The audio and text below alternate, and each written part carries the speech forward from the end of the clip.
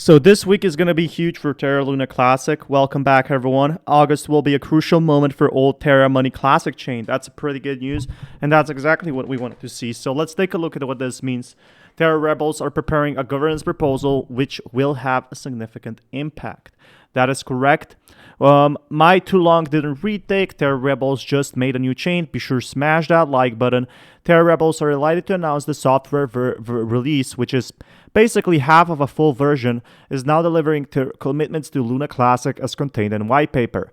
I think I do not need to review what happened to the chain in May. Of course, it crashed, but now we are seeing more and more developments. 3 significant events are relevant. Staking was disabled, and without staking, we can't do much more. So now we're trying to, again, make Luna Classic operational again.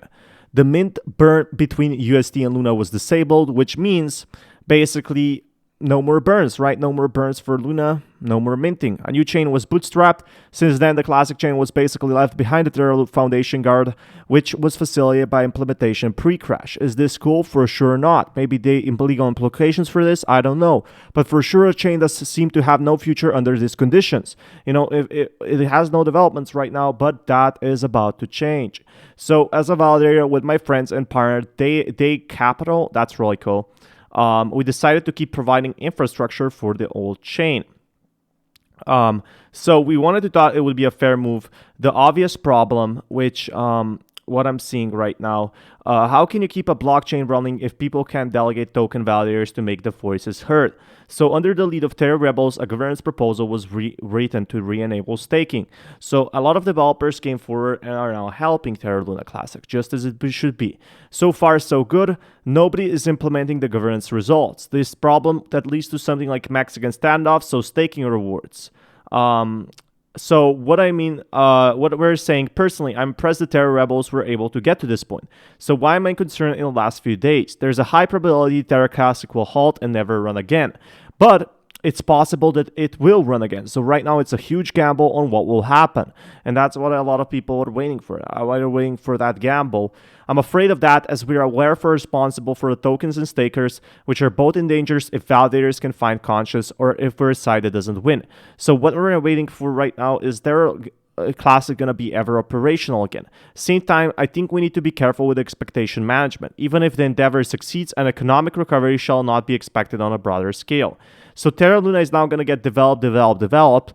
If we can agree all to something, if we can all agree to the big main thing, at the same time, I think we need to be careful with expectations. This is most likely a topic I'm more concerned about, but there is ultimately no right or wrong.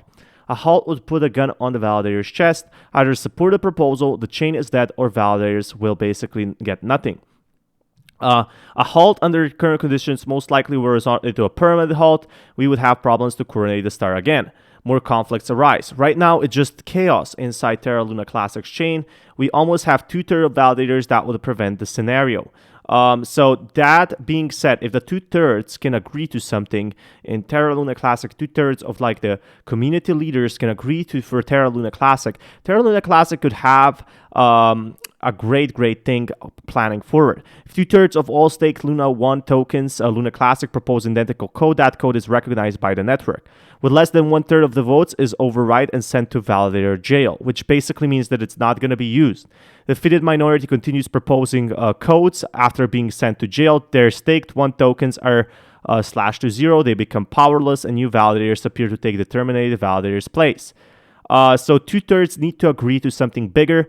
And the chain will very likely halt in a very noisy battle between Terra Rebels and the mercenaries, which is the older code, you know, over the future of Terra Classic will erupt. So now we're going to be seeing like a war in Terra Classic. I think, you know, like some sort of a battle between Terra Rebels, the new coders and the old coders, and it's getting really interesting to see what happens. What do you guys think about this? Be sure to smash that like button. I'll keep you guys updated with more news. Until next time, peace everyone.